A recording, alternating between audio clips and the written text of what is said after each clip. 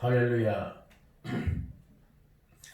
오늘 2020년 9월 27일 주일 예배에 그리스도 예수 교회에 참석하신 여러분에게 하나님의 은혜와 축복이 있을 줄로 믿습니다. 오늘 또한 이 설교의 말씀을 듣는 모든 사람들에게 동일한 은혜가 있어지기를 예수님의 이름으로 축복합니다. 오늘 함께 은혜를 나누고자 기도 중에 준비한 말씀은 여호수아서 2장입니다. 여호수아서 2장 1절에서 24절 얘기인데 이것은 기생 라합, 이스라엘 기생 라합에 관한 이야기입니다. 오늘 기생 라합의 삶을 통해서 오늘날 우리들에게 주신 하나님의 은혜는 무엇인가?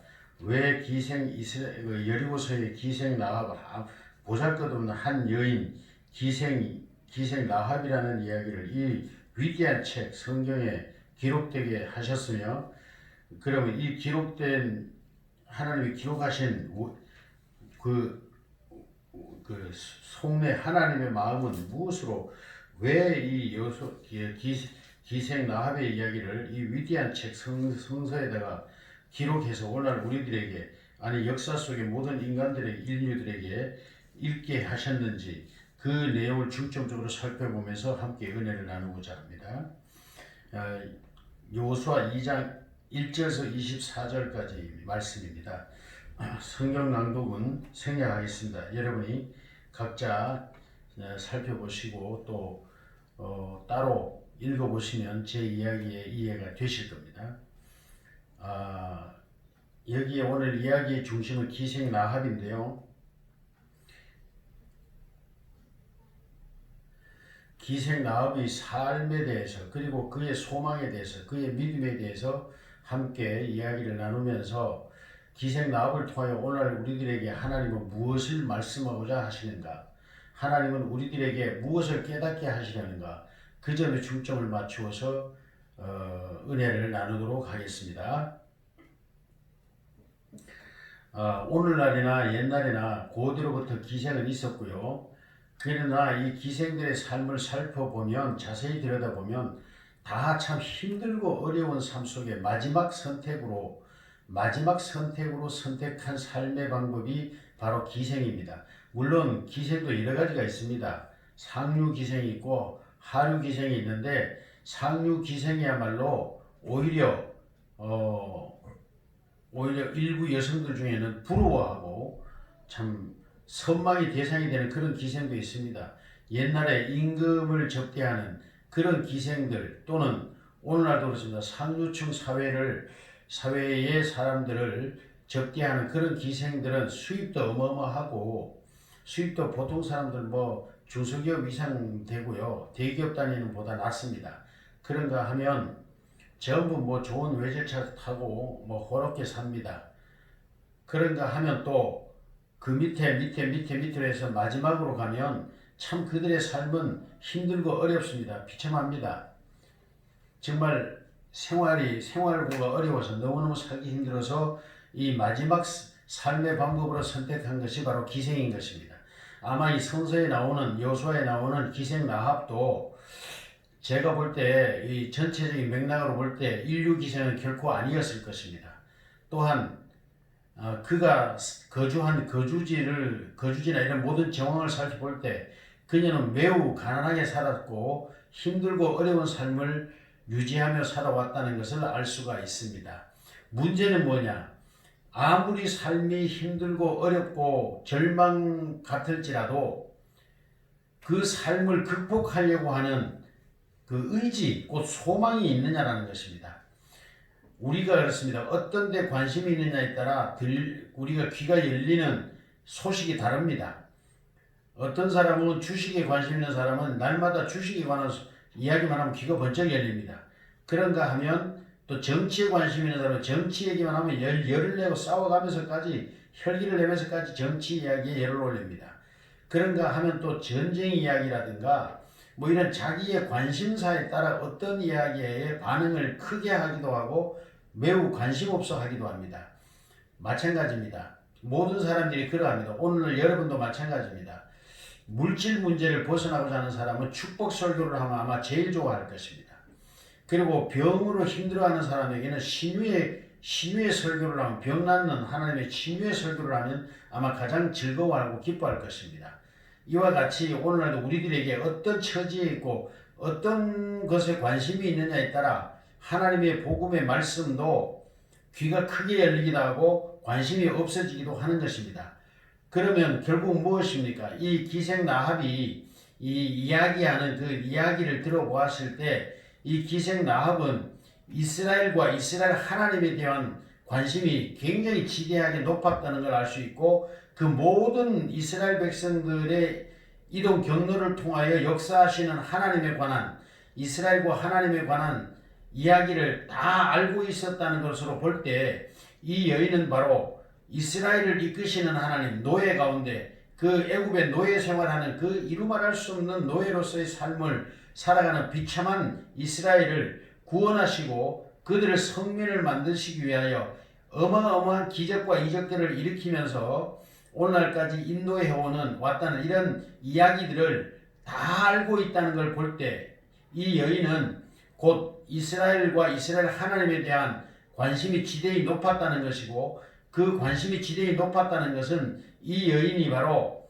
이러한 이스라엘에 관한 소문을 들을 때마다 그 하나님을 만나고 싶은 그 하나님과 그 하나님께 소망을 걸었다는 걸, 믿음으로 소망을 걸었다는 걸 우리가 알 수가 있는 것입니다. 얼마든지. 왜냐하면 그 내용을 보면, 이 여인의 말을 통해 보면 알죠. 이 여인이 하는 말을 보면 바로 이 이스라엘과 하나님에 관한 모든 소식을 낱낱이 알고 있었다는 것입니다. 많은 이 여리고 성뿐만 아니라 그 가나안 땅에 거주하는 모든 주민들은 이 이스라엘에 관한 관심을 가질 수밖에 없었습니다. 왜? 우리도 지금 이북에 위협이 있기 때문에, 동족이면서도 가장 강력한 위협인 이북이라는 존재가 있기 때문에 김정은에 관한 소식을 우리 온 국민들은 귀담아 듣게 돼 있을 수밖에 없습니다. 어떤 좋은 소식이라도 들려오면 아주 기뻐하고, 평화가 올 줄 알고 통일이 올 줄로 기뻐하고, 또 나쁜 소식이 들려오면 곧 전쟁이 일어날까봐 두려워합니다. 이렇게 우리는 우리의 현재 당한 직면에 있는 이 현실 속에서 이북에 대하여 관심을 아니 가질 수가 없는 것입니다. 이와 같이 우리는 어떤 데 관심을 가지느냐에 따라 그 귀가 열리는 범위가 달라집니다. 아까 말씀드린 것처럼 우리가 어떤 관심을 가지고 있느냐에 따라 들려오는 이야기들 중에 귀가 열리는 소식이 있고 귀가 닫히는 소식이 있는 것입니다.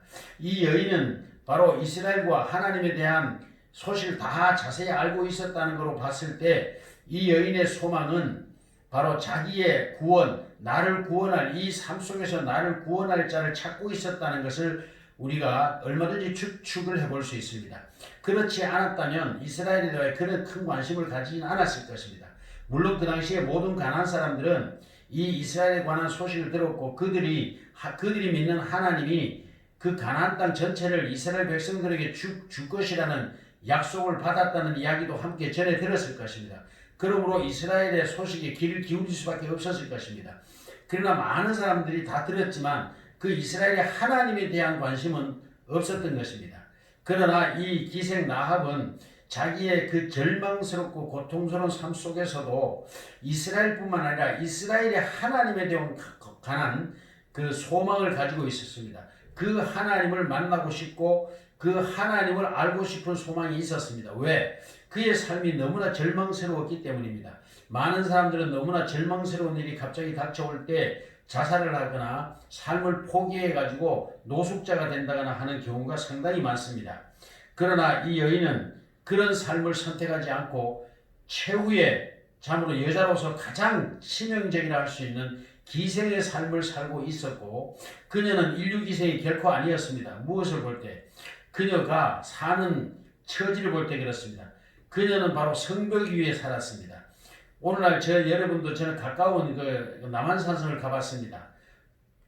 그리고 옛날에 제가 신학교를 다닐 때 돈이 없었기 때문에, 경제 여유가 없었기 때문에 산동네 찾아서 싼 집을 찾기 위해서 산동네를 찾아다니며 방을 얻었는데, 처음 정착했던 곳이 그 월계동이라는 곳입니다. 서울의 성북구 월계동인데 그 산동네입니다. 완전히 산속에 그냥 움막집을 짓고 시작해서 그것이 이제 나중에 터를 잡아서 붉은 벽돌을 이렇게 쌓아서 조그만 방 몇 개씩 지어서 그렇게 살게 됩니다. 거기는 빈민들이 주로 사는 곳이라 지저분하기도 이루 말할 수가 없고 포장도 안 돼 있고 형편없었습니다. 그런 곳에 그런 산 꼭대기에 누가 살겠습니까? 가장 가난한 사람이 살 수 있겠죠.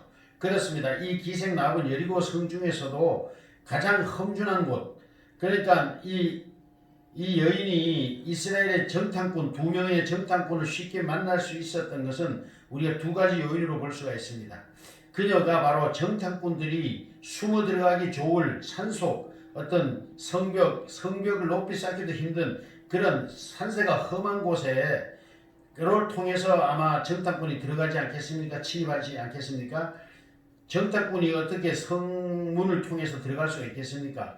그러다 보니까 이 여인을 만날 수가 있었던 겁니다. 정탐꾼들도. 그리고 또 이 여인은 하나님의 섭리 쪽에서 볼 때 그 절망 속에 살면서도 마음속에는 늘 이 삶을 벗어던지고 새로운 삶을 살겠다는 소망을 가지고 있었다는 걸 알 수가 있습니다. 그 소망의 마음이 있었기 때문에 자기를 구원할 자, 이 삶에서 나를 구원할 자가 누구인가에 관심을 가졌고 자기를 구원할 자는 바로 이스라엘의 하나님, 이스라엘을 도우시는 그 하나님을 만나고 싶은 소망으로 발전되었다고 저는 보는 것입니다. 이 여인이 이 삶에서 벗어나고자 하는 이 열정, 이 삶에서 내가 벗어나고자 하는 소망을 가지고 열렬히 기도하고 있었다고 저는 봅니다. 그러나 자기를 도울 자는 없습니다. 이리 봐도 저리 봐도 자기를 이 삶에서 건져낼 어떤 도움의 사람도 없었을 것입니다. 그러므로 그녀는 지금도 이 산속 깊은 곳에 참 터를 잡고 살 수밖에 없었을 것입니다. 그러므로 그녀는 또한 이런 소망이 있었기 때문에 이스라엘의 하나님에 대한 관심을 지대하게 가질 수가 있었을 것입니다. 그 이스라엘의 하나님은 나를 도울 수는 없을까? 그 노예로 살 수밖에 없는 비천한 민족, 그 당시에 비천하고 비천한 민족 이스라엘을 사랑하시는 그 하나님, 그리고 그들을 위하여 그 언약을 끝까지 지키시는 그 하나님, 그리고 수많은 기적과 이적을 일으키시는, 그러면서 이스라엘을 이끄시고 보호하시는 그 하나님, 그 하나님을 자기도 만나고 싶은 소망이 그녀의 마음속에 움트고 있었던 것입니다. 그러므로 남들보다 더 예민하게 이스라엘에 관한 소식을 들을 수 있었고 들었고 또 마음속에 새기고 있었던 것입니다. 그러므로 이 두 사람의 정탐꾼을 만났을 때 이스라엘에 관한 이야기를 자세히 오히려 이야기할 수 있었고 하나님께서 너희들을 이스라엘을 어떻게 인도하셨는지를 나는 다 알고 있다라고 이야기하고 있습니다. 이런 것이 우연이겠습니까? 아닙니다. 결단코 아닙니다. 오늘날도 길거리 나가서 전도를 아무리 해도 구원이 필요 없다고 생각하는 사람들에게는 한낱 시끄러운 소리로밖에 들리지 않습니다. 짜증만 날 뿐입니다. 그러나 정말 무언가의 도움을 간절히 기대하고 고대하고 또는 소망하고 있는 사람에게는 하나님의 복음이 그들에게 크게 들려지고 아마 엄청난 충격으로 그들에게 다가와서 그들에게 하나님을 영접하고 하나님의 도움을 구하는 기회가 될 것입니다. 이 여인에게도 마찬가지였습니다. 이 여인이 그러한 소망, 이 삶에서 벗어나서 새로운 삶, 하나님과 함께하는 거룩한 삶을 살고 싶은 그런 욕구가 이 여인에게 있었을 것입니다. 그러므로 오늘날도 우리나라도 그렇습니다. 옛날에 우리 어머님도 그랬습니다. 저를 위해서 하나님을 알지 못할 때 저를 위해서 늘 정한수라 그러죠. 새벽에 일찍 우물에 아무도 뜨지 않는 제일 먼저 우물물을 떠서 그것을 장독대 쪽에 놓고 늘 꿇어앉고 무릎을 꿇어앉고 기도했습니다.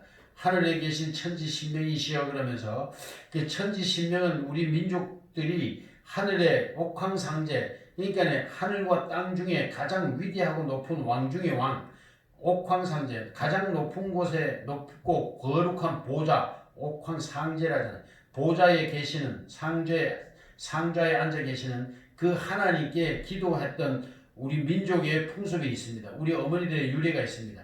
이와 같이 여인은 아마 자기 나름대로의 자기 방식에 따라 그 하나님의 소식을 들은 이스라엘의 하나님께 기도했을 것입니다. 간절히 기도했을 것입니다. 왜? 그녀의 소망이 이 삶에서 벗어나고자 하는 그러한 열정만큼에 비례해서 아마 이 여인은 하나님께 간절히 기도했을 것입니다. 이스라엘을 도우시고 이끄시는 그 하나님, 나를 도와주시고 나도 이 삶에서 건진받게 해달라고 아마 간절히 기도도 했을 것입니다. 그러므로 하나님은 그녀의 기도를 들으시고 특별히 이 정탐꾼들을 이 그녀가 살고 있는 곳으로 인도하게 하였고 그곳에서 그들을 만나 대화를 하게 되었고 결국은 그들을 통하여 정탐꾼들을 통하여 이 여리고성이 멸망할 때 구원을 받았고 뿐만 아니라 그 정탐꾼 2명 중에 1명과 결혼을 하게 됩니다. 결혼을 하게 되고 아마 갈렙이었을 가능성이 많습니다. 그런데 갈렙은 이미 나이가 많았죠. 나이가 많았고 이 여인은 아마 기생이라 그러면 아무래도 젊은 여인이었겠죠. 나이 든 기생은 쓸모가 없어지죠. 아마 아주 젊은 그러한 기생이었을 것입니다. 그래서 그들은 서로 마음이 맞았고 눈이 맞아서 결국 결혼을 하게 되고 자식을 낳게 됩니다. 그리고 그 자식 중에 누가 나오느냐? 이스라엘의 그 위대한 왕 다윗 왕이 나오게 됩니다. 이 놀라운 사실을 우리는 귀담아 들어야 됩니다.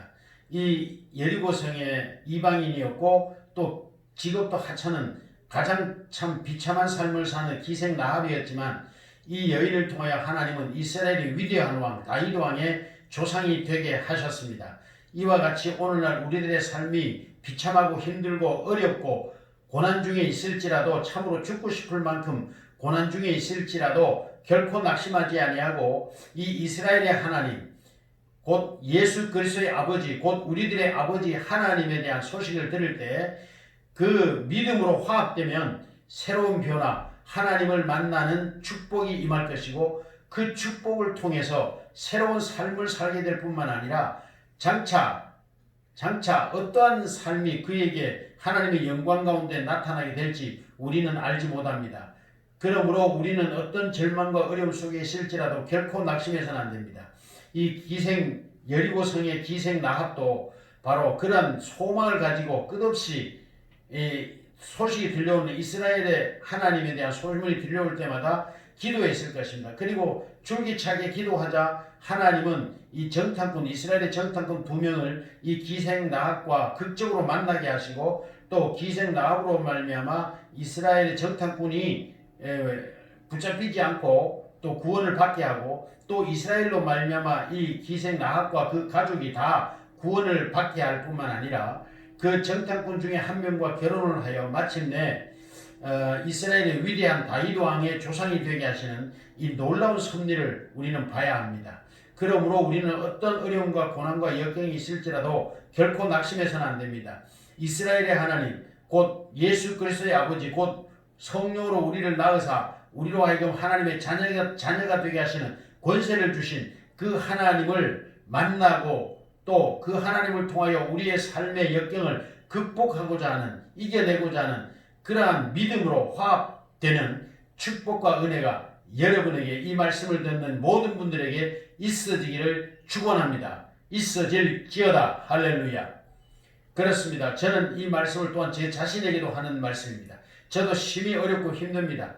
그러나 결코 하나님의 약속, 하나님의 언약, 이스라엘의 하나님, 곧 야곱의 하나님, 이삭의 하나님, 아브라함의 하나님, 또 우리 주 예수 그리스도의 아버지, 곧 우리들의 아버지이신 하나님께서 우리들의 기도를 들으시고 우리들에게 선한 만남을 통하여 거룩한 역사하심을 이루어 가신다는 이 사실을 마음속에 깊이 기억하고 새겨듣고 믿음으로 화합하여 여러분의 삶에 하나님의 역사하심과 영광이 나타나고 여러분 또한 이 하나님을 만남을 통하여